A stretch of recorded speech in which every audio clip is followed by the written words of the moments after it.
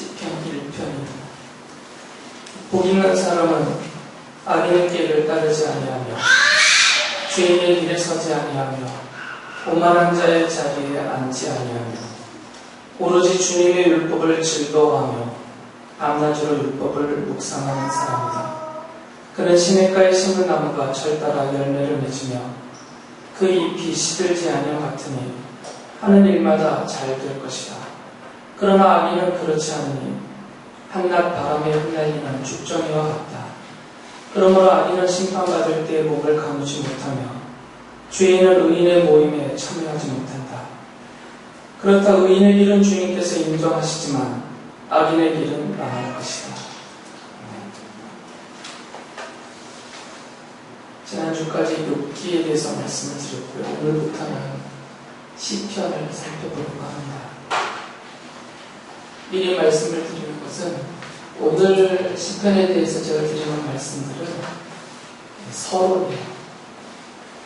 시편이란 어떤 성경이고 또 다음 주부터 제가 시편을 어떻게 설교할 것인지를 여러분에게 미리 이렇게 설명해 드리는 그런 시간입니다.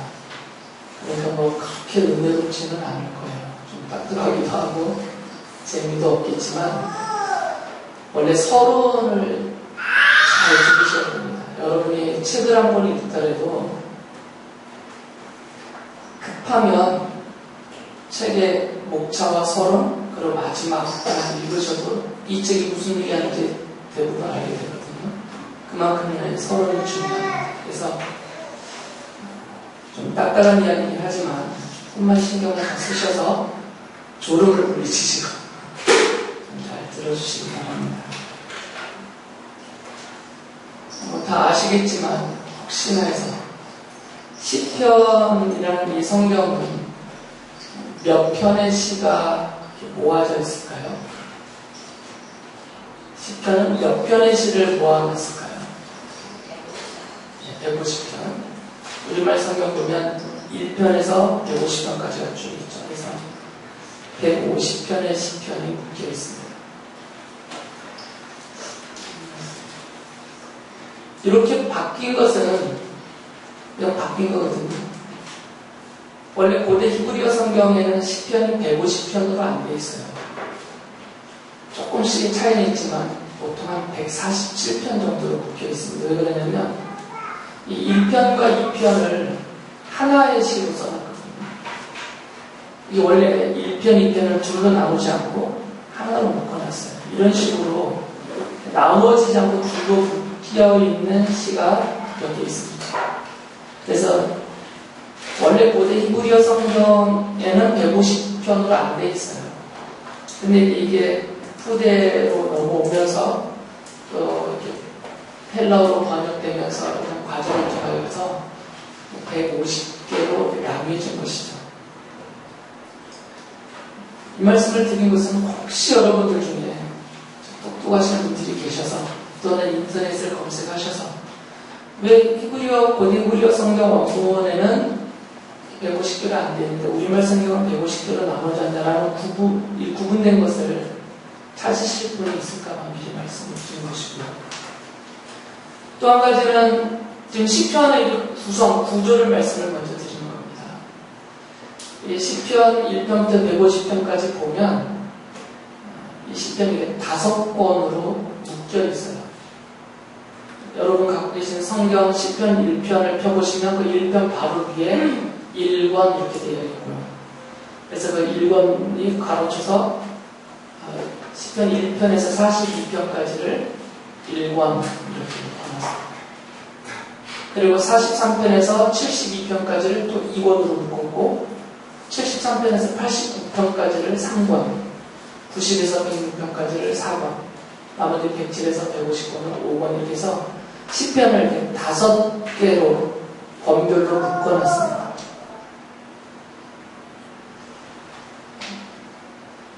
언제부터 이렇게 시편이 이렇게 편집이 됐는지는 정확히 알 수 없어요. 언제 또 어떤 방식으로 시편이 이렇게 150편으로 묶여졌고 그것이 또 5번으로 구별해서 묶여졌는지는 정확하게 알기는 어렵습니다. 왜 그러냐면 이 시편의 저자들이 여러 명이거든요. 대표적인 사람은 다윗입니다. 150편 안에 73개를 쓴 사람이 다윗이에요. 그러니까 다윗을 비롯해서 모세도 있고 또 아삽이나 고라나 뭐 이런 여러 분들이 있어요. 시를 쓴 분들이. 그리고 그 기록된 기간으로 친다면 만약에 거기 명시된 그분들이 있는 시편을 여러분이 보시면 누구의 시 이렇게 이름이 많이 밝혀져 있거든요. 이름이 밝혀져 있지 않은 시들도 있지만 거의 대부분은 그 앞에 이 시를 누가 썼는지 이름을 써놨어요. 그러니까 그것을 그대로 받아들여서 그 시편을 기록한 연대를 구성한다면 다윗의 경우는 주전 약 1000년경의 분이잖아요. 그러니까 다윗은 한 주전 1000년경이에요. 더 거슬러 올라가서 모세의 시도 있는데 모세가 쓴 시라면 그거는 주전 1400년경이에요. 그리고 이제 쭉 밑으로 내려가면 바벨론의 포로로 끌려가서 쓴 시도 있고 그것은 주전 1550년경이고요. 포로 생활에서 돌아와서 쓴 시도 있어요. 이렇게 따지면 이 시편을 이 기록된 시편들의 그 기간만 치고 본다면 1000년이 넘죠. 그러니까 여러 명의 시편을 쓰신 여러 명의 시인들도 있고 또 그것이 써진 기간이 한 1000년 가까이 된다면 이렇게 오랜 기간 동안 여러 명이 쓴 그 시가 어떻게 지금 우리가 갖고 있는 성경의 이 형태로 150개만 추려져서 또 그것이 또 이렇게 5번으로 묶여서 편집이 되어져 있는지는 알기 어렵습니다. 여러 학자들의 견해가 많지만 학자들의 견해가 많아요. 다양하게. 다윗의 1시집이 먼저 있었고 다윗의 2시집이 있었고 또 여러 에스라의 편집한 시집본이 있었고 이런 여러 이 150편으로 묶이기 전에 이미 그 이전에 있었던 여러 개의 시집이 있는데 그것들을 가지고 이 150편을 묶은 이 편집자가 곤란해서 편집을 했다 이런 주장들을 해요. 근데 그것은 정확하지 않습니다. 그렇게 했다라는 정확한 근거가 없고요. 그렇게 말해버리면 이 시편 150편이 상당히 우연하게 아주 단순하게 그리고 인위적으로 편집된 책이 돼버리니까 성경으로서의 권위가 떨어지잖아요. 그래서 쉽게 받아들이기가 어렵습니다. 이런 이야기들은 독일에서 한참 유행이었던 자유주의 신학자들 그러니까 성경이라는 이 한 권의 책으로 완성되기 전에 이것 이전에 있었던 많은 문서들이 있었다는 것이에요. 그런 성경의 저자들이나 편집자들은 요것 이전에 또는 그 동시대에 존재했던 많은 문서들을 참고를 하고 수집하고 재배열하고 편집해서 그렇게 완성했다라고 말하는 것이 문서설인데 자유주의 신학자들이 그런 얘기를 많이 했어요. 그러니까 그것을 근거로 해서 하는 말들입니다. 지금 제가 설명드렸던 얘기들은. 그래서 정통적인 신학을 고수하는 입장에서는 받아들이기가 어렵죠. 그런 것들은. 왜 그러냐면 성경은 하나님의 영감으로 감동하심을 입은 하나님이 택하고 준비해 놓으신 그들을 통하여서 만들어놨기 때문에 우연하게 또는 어떤 시간 배열상 단순하게 그리고 인위적으로 무작위로 막 뽑아서 만들어놨다고 말하면 안 된다는 거죠. 시편은. 그래서 이 시편을 공부하거나 연구하거나 또는 설교를 할 때 특히 이 시편의 서론 부분을 이야기할 때 두 가지 면에서 말을 많이 해요. 하나는 어떻게 지금 우리가 갖고 있는 이 시편 원문이 만들어졌는가에 대한 설명들을 많이 해요. 그래서 좀 전에 제가 설명드렸던 내용들 그런 것들을 많이 제시를 하죠. 또 하나는 이 시편 자체를 분석을 해서 그 내용을 막 분석을 해서 시편 150편의 내용을 막 분석하다 보니까 비슷한 양식들이 나와요. 그 안에. 그래서 그 비슷한 양식들을 중심으로 시편을 이렇게 또 분류를 하기 시작했어요. 그래서 예를 들면 어떤 시편에는 탐언하는, 하나님을 향해서 막 탐언하는 내용이 가득하면, 그리고 그런 탐언하는 내용들을 갖고 있는 여러 계시들이 있거든요. 그리고 이것들을 한 덩어리로 묶어서 이것은 양식상 탐언시에 해당한다고 묶어놨습니다. 그리고 또 어떤 시는 처음부터 끝까지 하나님을 향한 찬양만 계속 기록되어 있어요. 시가 주로 시편 뒷부분에 많은데, 그런 것들을 묶어서 이것은 찬양의 양식을 갖고 있으니까 찬양시다 이렇게 구분을 했고요. 또 어떤 시는 왕에 대한 이야기, 그리고 왕이 직접 쓴 이야기, 이런 것들이 기록되어 있으니까 이것은 제왕시다 이렇게 묶어요. 그리고 뭐 감사만 하는 시들이 있으니까 또 감사시로 묶고, 이렇게 그 내용의 양식을 따라서 비슷한 내용의 양식을 갖고 있는 시들끼리 묶어서 구분을 해놨어요. 이게 언제부터 시작됐는지 오래된 이야기는 아닙니다. 1932년에 돌아가신 분켈이라는 아주 뛰어난 구약신학자가 있거든요. 독일에. 이분이 이것을 정립을 했습니다. 분류를 해서. 그래서 그 이후로 군켈이라는, 이것은 또 양식비평이라고 해요. 그러니까 이 양식을 따라서 시편을 이렇게 구분해 놓은 요것을 가지고 그 이후로 현재까지 대부분 시편에 대해서 설명을 하거나 가르치거나 설교를 할 때 요것을 따라서 그 시의 내용을 분류해서 가르칩니다. 그러니까 어떤 시 한 편을 설교를 하거나 그것을 이렇게 가르치려고 할 때 요 시는 탐언시에 해당이 됩니다. 또는 이 시는 찬양시에 해당이 됩니다. 아니면 이 시는 제왕시에 해당이 되기 때문에 이 시는 그런 관점에서 해석해야 됩니다. 이렇게 지금 제가 설명드리는 내용들은 기존에 쭉 되어져 온 전통적인 그런 설명이에요.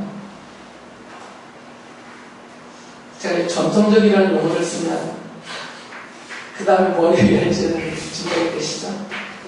이 전통이라는 게 항상 좋은 것은 아니기 때문에 이렇게 전통적으로 아까 말씀드린 대로 이 시편 150편이 언제 그리고 어떤 방식으로 이렇게 편집되었냐라는 관점에서 시편을 보거나, 아니면 군켈을 비롯한 이 양식비평학자들이 구성해 놓은 내용의 양식을 따라서 분류해 놓은 그 양식을 따라서 시편을 보고 해석하는 이런 측면에서 생겨나는 문제점이 있어요. 가장 큰 문제 두 가지가 있는데, 첫째는 이 양식 분류 자체가 부정확해요. 아까 말씀드렸듯이 탐언시, 감사시, 찬양시, 제왕시, 또 저주하는 내용이 많이 있기 때문에 저주시까지 이렇게 분류를 해놓고 그 분류된 그 틀에서 그 시편을 해석을 하고 접근을 하고 들어갈 때 어떤 문제가 생기냐면 이 분류 방식 자체가 명확하지 않다는 거죠. 어떤 시는 그 시 안에 탐언도 있고 감사도 있고 그 안에 그 왕으로 오실 메시아에 대한 계시도 담겨있어요.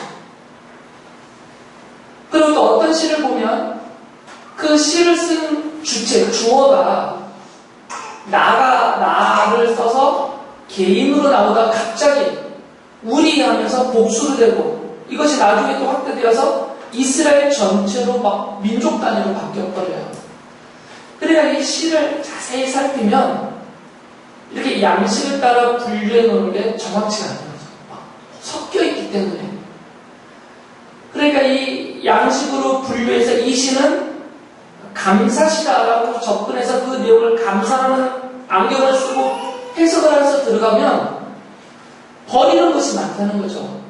그 시 안에 복합적으로 담겨져 있는 하나님의 다른 또 그 뜻들이 있거든요.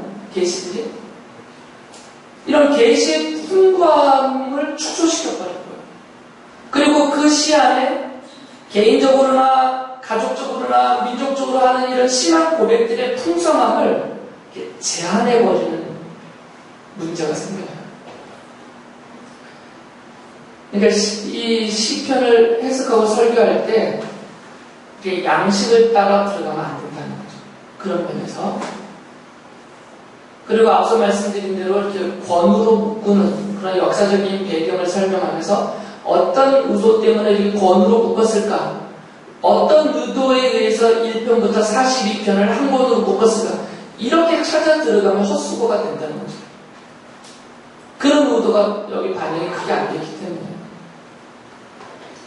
두 번째로 이거보다 더 큰 문제는 뭐냐면 앞서 말씀드린 그런 것을 전제로 해서 시편을 보면 시편을 어떤 방식으로 보겠어요? 하나하나를 쪼개서 본단 말이죠. 1편 따로, 2편 따로, 3편 따로. 그러니까 150편이라는 시를 150개로 나눠서 보게 돼요. 시편 해설을 할 때. 이걸 한 덩어리로 안 본단 말이죠. 이런 관점이 별거 아닌 것 같아 보이지만 엄청난 오류를 범하게 됩니다. 왜 그러냐면 시편도 성경이에요. 성경 창세기부터 요한계시록까지 그 66권 안에 담겨있는 한 권으로서의 성경입니다. 그러면 이 시편을 따로 떼고 보면 안 되고 시편을 볼 때 이 시편을 성경이라는 전체적인 틀 안에 놓고 먼저 접근을 해야 돼요. 그렇게 보면 창세기부터 요한계시록까지 시편을 포함한 66권의 모든 성경은 하나님이 감동하신 기록자이든 편집자이든 그들을 사용하셔서 갖고 계신 하나님의 의도가 있어요. 그들에게 기록하게 하신 의도, 편집하고 수집하게 하신 의도, 그 의도하신 대로 창세기에서 요한계시록까지 한 권으로 하나님이 묶어놓으셨단 말이죠, 성경은. 그러니까 성경은 그렇게 봐야 되거든요. 그러니까 당연히 이 시편도 하나님이 의도가 있어서 이제 그것은 우리가 시편을 연구하고 설명하면서 찾아내야 돼요. 그 하나님이 갖고 계신 어떤 의도가 있기 때문에 그 의도하신 대로 1편에서 150편까지 시를 한 권으로 묶어 놓으셨단 말이죠. 이 편집자를 통해서. 이렇게 이해하시면 돼요. 그 기간이 약 1000년이라고 했잖아요. 그러니 이 1000년의 기간 동안, 그리고 다윗을 비롯한 여러 시인들이 시를 썼는데 그 여러 시인들이 쓴 시가 150개밖에 없겠냐고요. 1000년의 기간 동안. 다윗은 이 시편에 들어간 73편 외에도 많은 시를 썼을 터인데 실제로 다윗 시가 많은 흔적으로 남아있으니까 그렇게 따지면 수만 편의 시가 존재했을 것이라고요.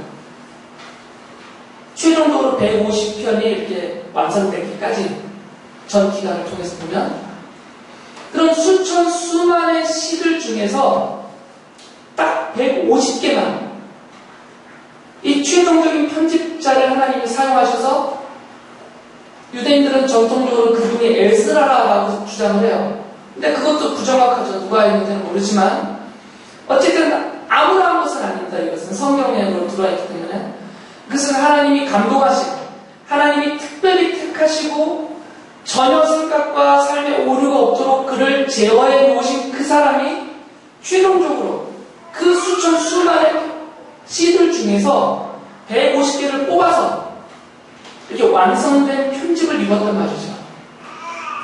그렇다면 이 150개의 시는 무작위로 또는 우연히 아니면 역사의 순서를 따라서 수집되고 이렇게 배열됐다고 말하면 안 된다는 것이죠. 그러면 하나님이 빠져버리잖아요. 다른 성경과 마찬가지로 시편도 하나님의 의도하심을 따라서 이렇게 150개로 수집이 되고 편집이 되고 이런 순서대로 배열이 되어진 채로 이렇게 구성되었다는 거죠. 이걸 여러분이 먼저 받아들이시면 돼요. 그래서 시편은 한 권으로 보셔야 돼요. 한 권으로. 시편을 읽을 때 또는 시편을 연구하고 해석하고 설교할 때 1편 따로, 150편 따로 이렇게 보면 안 된다는 거죠. 시편 1편이 말하고 있는 내용이 저 150편에서는 어떻게 결론되어지느냐를 같이 봐야 되는 거죠. 시편 1편이 말하고 있는 내용이 시편 119편에서는 어떻게 율법과 계명 말씀의 형태로 이것이 확대되고 설명되고 있는지를 함께 봐야 된다는 거죠. 톡톡톡 잘라서 오늘은 1편 설교, 다음 주는 2편 설교, 이러다 언제 150편을 하나, 이게 아닌 거죠. 그렇게 하면 안 된다는 거죠. 그럼 150주가 걸리잖아요. 시편을 보는 눈을 여러분에게 먼저 말씀을 드리는 겁니다. 여러분이 개인적으로 시편을 읽으실 때 1편 읽고 덮으시면 안 돼요. 그래서 2편 읽고 덮으시면 안 된단 말이죠. 그냥 1편부터 150편까지 쫙 읽으세요. 얼만큼이 걸리던가요. 그러니까 시편은 이렇게 형광펜이나 색연필을 가지고 밑줄 보시면서 읽으시면 내게 와닿는 말씀, 은혜 되는 말씀, 힘이 되는 말씀, 그것을 이렇게 색칠로 추려내는 형태로 시편을 보시면 안 되고 1편부터 그냥 힘이 들더라도 시간이 많이 걸리더라도 계속 꾸준히 150편까지 다 읽으시면 이것을 반복적으로 읽다 보시면 시편이 한 권의 성경으로서 하나님의 어떤 계시가 담겨있고 하나님은 이 시편을 1편부터 150편까지 묶어놓으시면서 이 전체 150편의 시편을 통해서 우리에게 무엇을 말씀하려고 하시는가를 우리가 어렴풋하게라도 찾아갈 수가 있다는 것이죠. 이걸 만약에 한 권 한 권 따로 떼어서 시편을 보면 그것을 놓치게 됩니다. 말씀드린 대로 성경은 창세기부터 요한계시록까지 통일성을 이루고 있어요. 그냥 따로 흩어진 성경이 아니라 통일되어 있습니다. 신학적으로 통일이 되어 있고 문맥적으로 통일이 되어 있고요. 구조적으로 통일이 되어 있어요. 이런 성경 전체의 통일성 안에서 시편을 먼저 봐야만 이것이 좀 제대로 먼저 기초적으로 세워져야만 이것을 기초로 해서 그 다음에 창세기부터 요한계시록까지 그 각 성경마다 또는 각 장마다 또는 각 구절마다 다양성이 있거든요. 그것을 설명해 나갈 수 있어요. 그러니까 통일성 없이 다양성을 먼저 접근해버리면 이건 그냥 묵상집이 돼버려요. 성경이. 내게 은혜되는 말씀. 이 정도 선에서밖에 적용이 안 됩니다. 성경들에게. 성경을 보는 관점은 첫째는 통일성을 먼저 구축을 하셔야 돼요. 하나님이 창세기에서 요한계시록까지 이 성경 66권 전체를 통하여서 무엇을 말씀을 하시는가. 어떤 문맥적인, 맥락적인, 구조적인 통일성을 먼저 찾으시고 요 위에서 이런 통일성을 기초로 해서 각 성경이 그리고 그 성경의 각 장이 그리고 단락이 그 구절이 내게 무엇을 말하는가의 다양성을 찾아가시면 성경 해석에 크게 잘못되지 않습니다. 이것은 신학자들이 할 일은 아닙니다. 신학자들만의 영역이 아니에요.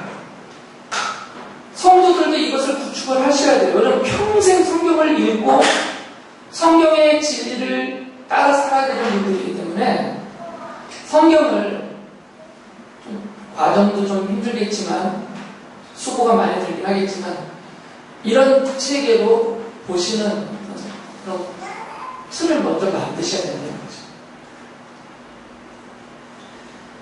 제가 좀 힘든 말씀을 드렸어요. 제가 이 설교 시간을 통하여서 시편을 이렇게 개별적으로 한 시 하나하나 이렇게 보면은 안 되고 이 시편 1편에서 150편까지의 구조가 다 엮여져 있다. 한 권으로 묶여져 있다라는 어떤 성경적인 근거, 신학적인 논리를 제가 여기서 설명을 해드리면 여러분이 얼마나 힘드시겠어요. 그래서 그건 안 하려고 해요.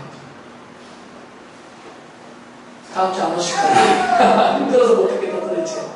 그래서 그런 어떤 신학적인 논의는 제가 좀 제외를 하고 혹시 그 부분에 대해서 더 알고 싶어하는 분이 계시면 제가 말씀을 드릴 거고요. 대부분은 그게 좀 힘드실 거예요. 저도 그런 거 공부할 때 힘들어하고 앉아서 듣기 힘드니까. 그래서 그 부분은 힘든 거 좀 빼고 말씀드린 대로 앞에서 말씀드린 대로 시편은 한 권으로 읽어야 된다. 이거를 양식을 따라서 쪼개서 보면 안 되고 이것을 한 권으로서 전체적인 하나님의 계시로서 시편을 접근해야 된다. 이것을 전제를 먼저 해요. 근데 그것을 전제로 해서 이제부터 시편을 보려고 해요.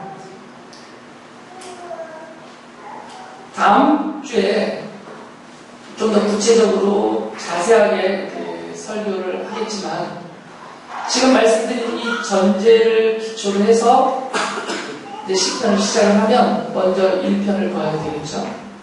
그래서 시편 1편에 대해서 제가 기초적인 것을 먼저 좀 말씀을 드리고 다음 주에 본격적으로 좀 자세하게 살펴보려고 합니다.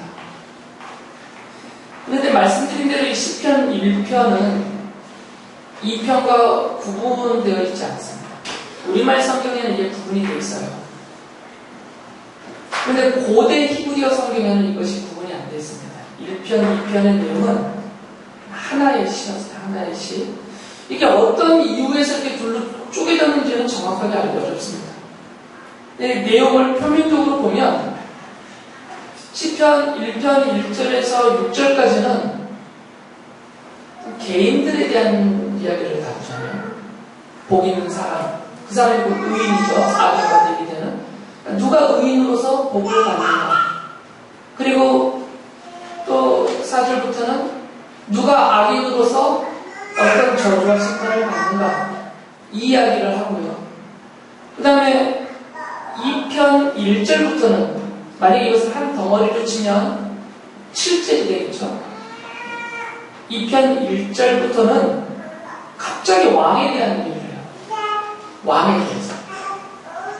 그러니까 내용상으로 보면 확 달라져요. 갑자기 순식간에. 6절과 7절 사이가 완전히 달라요.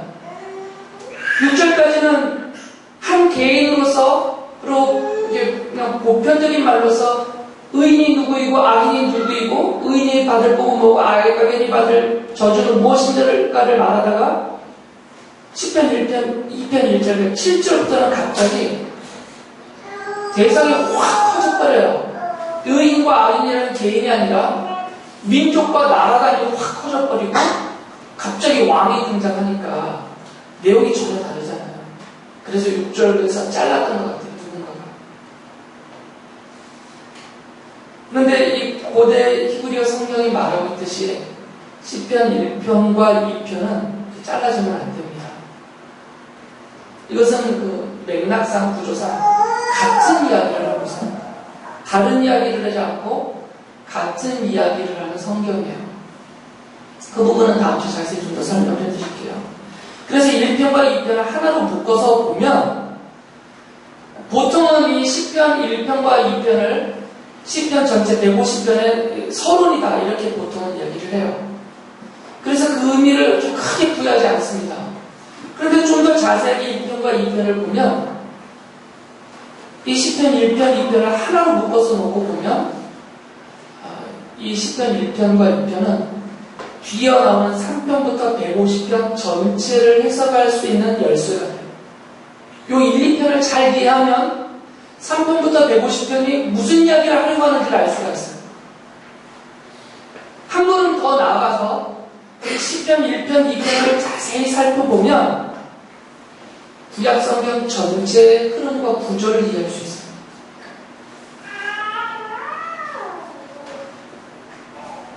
시편 1편에서 제일 강조하고 있는 게 뭐예요? 어떤 사람이 복 있는 사람이에요? 제일 강조하고 있는 단어 율법이죠. 앞뒤는 다 수식어예요. 핵심은 율법이에요. 율법을 받은 사람. 그는 주야로 율법을 즐거워해서 묵상한다라는 표현을 쓰지만 누가 율법을 즐거워하고 누가 율법을 반겨주로 묵상하겠어요? 율법을 받은 사람이 하겠죠. 그리고 핵심은 누가 복 있는 사람이냐면 하나님의 율법을 받은 사람이에요. 여기서 시작하는 거예요. 율법을 받은 사람에서 시작이 돼요. 누가 악인이냐면 하나님의 율법을 받지 못한 사람이에요. 그러니까 이 시편 1편의 핵심은 율법입니다. 그런데 구약 성경의 구조를 보면 이 시편을 중심으로 한 이 시가서는 그 앞에 무엇을 받고 있냐면 토라라고 불려지는 모세 오경을 받고 있어요. 우리는 모세 오경이라고 부르죠. 모세가 쓴 5권의 성경이라고 해서 창세기, 출애굽기, 레위기, 민수기, 신명기까지 이 5권의 성경을 모세가 썼다고 해서 우리는 모세 오경이라고 불러요. 유대인들은 이 5권의 성경을 토라라고 줄여서 부르죠. 그것을 우리식으로 간단하게 번역하면 율법이에요. 그래서 시편 1편은 무슨 이야기를 하냐면 이 시편 앞부분에 있는 토라, 곧 그 율법을 받은 사람이 복이다 이렇게 말하는 거죠. 그렇게 자연스럽게 연결을 시키고 있어요. 그런데 여기서 끝나면 안 되는데 그럼 그 율법이 뭐냐를 설명해 줘야 되잖아요. 그 율법이 뭐냐? 모세오경 토라가 말하고 있는 그 율법의 내용이 뭐냐? 시편 1편이 말하고 있는 그 율법을 받은 자가 의인이고 율법을 받은 자가 복된 자인데 그가 받은 그 율법이란 도대체 뭐냐를 설명을 해줘야 되는데 그 설명을 시편 2편에 해줘요.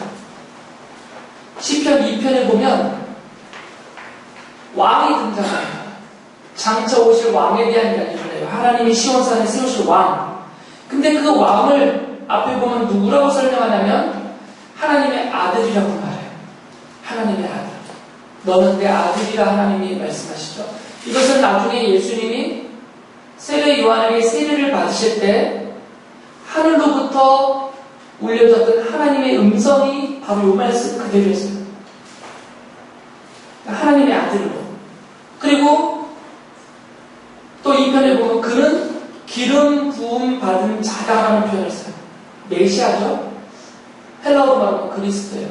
그러니까 하나님의 아들로서 기름 부음 받은 자로서 메시아로서 그리고 하나님의 산 시온에 세워지는 이막에서 세워지는 왕으로 오시는 그분. 이 왕에 대한 이야기. 그러니까 하나님이 지금 세우시는 왕이 올 것인데 장차 어떤 한 분 왕이 오실 것인데 이 왕이 누구냐면 그는 기름 부음 받은 자다. 곧 메시아. 그리고 그분은 하나님이 낳으신 하나님의 아들이다. 그분이 왕으로서 이 땅에 오실 것이다 라고 시편 2편이 말을 하고요. 그렇게 오시는 그 왕 앞에 모든 나라와 민족들이 굴복하게 될 것인데 만약에 이분을 왕으로 받아들이는 자들은 복을 받을 것이고 만약에 왕으로 오신 하나님의 아들이시고 메시아로서 왕으로 오시는 이분에 대해서 대항하고 거역하고 대적하는 자들은 심판과 저주를 받을 것이다. 이게 2편의 내용이에요. 1편에서는 율법을 받은 자가 의인이고 하나님의 백성이고 복 있는 자라고 말을 하고 2편에서는 이것을 확대시켜서 왕으로 오신 그분을 믿고 따르는 민족, 나라, 백성들이 의인으로서 복 있는 자라고 말해요. 그러니까 토라가 말하고 있는 모세오경이 말하고 있는 그 율법이 시편 1편에서는 그것을 받은 자들이 의인이요 복 있는 하나님의 백성으로 설명이 되어지면서 그들이 받은 그 율법의 핵심은 계시적으로 장차 오실 하나님의 아들로서 그리스도로서 왕으로서 오셔서 온 나라와 모든 민족을 다스리고 심판하실 예수 그리스도로 가르쳐 나가게 하고 있다고 합니다. 그것은 이제 다음 주에 설명해 드리겠지만 신약의 저자들이 이 시편 2편을 그대로 인용해서 바로 그분이 예수 그리스도다라고 설명을 하고 있어요. 그러니까 시편은 그 위치상 창세기부터 요한계시록까지 하나님의 계시로서 한 권 성경을 말할 때 그 위치상 아주 중요한 역할을 한다는 거죠.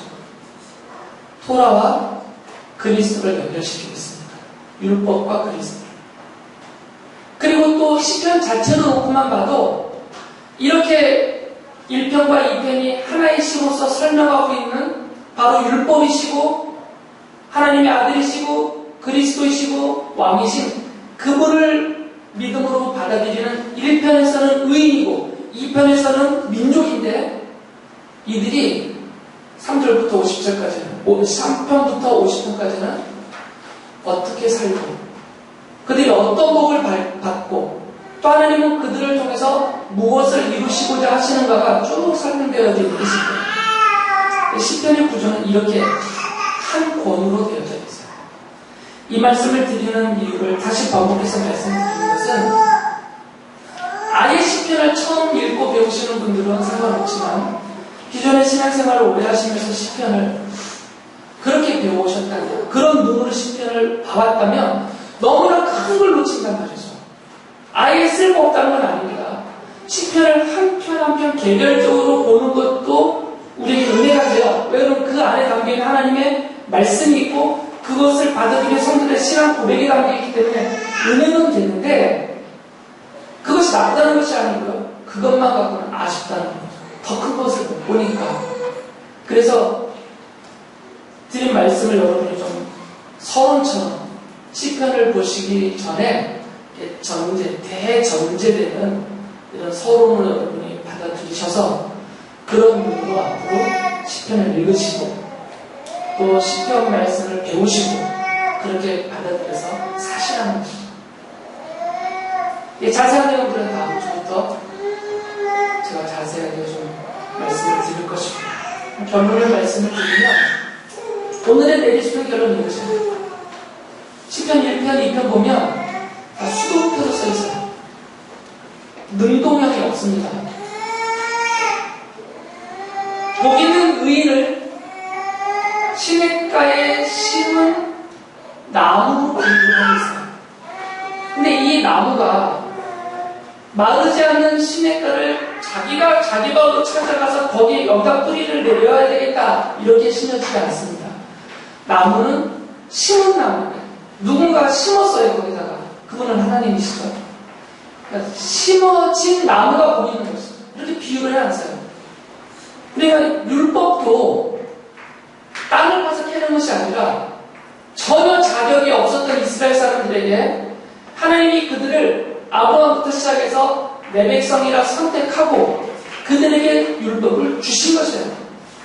그러니까 이 복 있는 사람들은 다 어떤 사람들이냐면 하나님께로부터 택함을 받은 사람이고 하나님께로부터 율법을 받은 사람이고 하나님께로부터 은혜를 입은 사람이고 하나님께로부터 생명을 받은 사람들이에요.